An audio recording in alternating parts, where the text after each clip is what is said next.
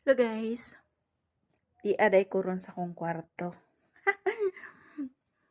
Di ako sa akong kwarto kay naguol ko sa gawas. Kusog kay ulan tapos 2 days na ngayon nga nag-ulan tas kahapon naglaba ako hindi siya natuyo tapos ngayon nag-ulan na naman so ang ginawa ko is dito sa akong kwarto.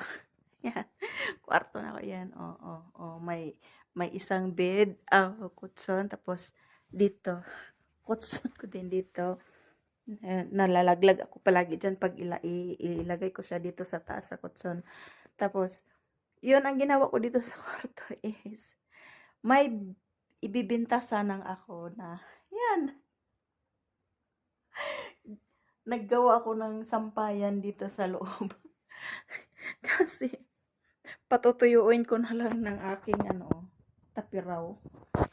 Kahit malamig pero pinapaandar ko 'yang tapiraw na 'yan para sa mga damit na pambenta ko. Oh, may naman kayo diyan.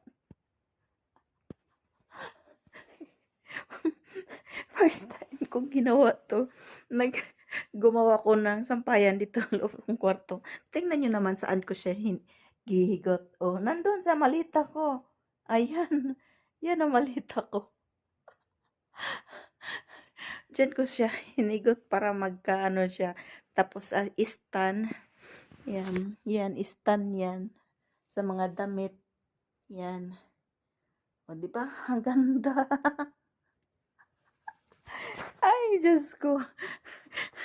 Natatawa talaga ako sa ginawa ko, eh.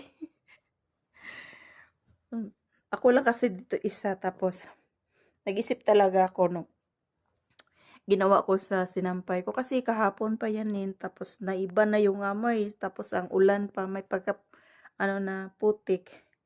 Ay di giwaswasan na pud nako siya og balik. Tapos gi-spin ako siya para makuha yung tubig para hindi naman tumutulo. So, yun. So, nag-isip ako, nag-overthink ako, nag-thinking ako. Na anong gagawin ko? So, naisip ko nga, pwede may lansang pala doon na nakasuglit ganyan. So, doon ako pinakapit yung PC. Tapos, para naman ito ay hindi matumba, kasi stand lang yan, tatlong paa lang, ay ginawa ko is pinaikot ko yung lubid. Pinaikot tapos inano ko doon sa malita ko. Yung malita ko yun ang dadalhin ko. Son.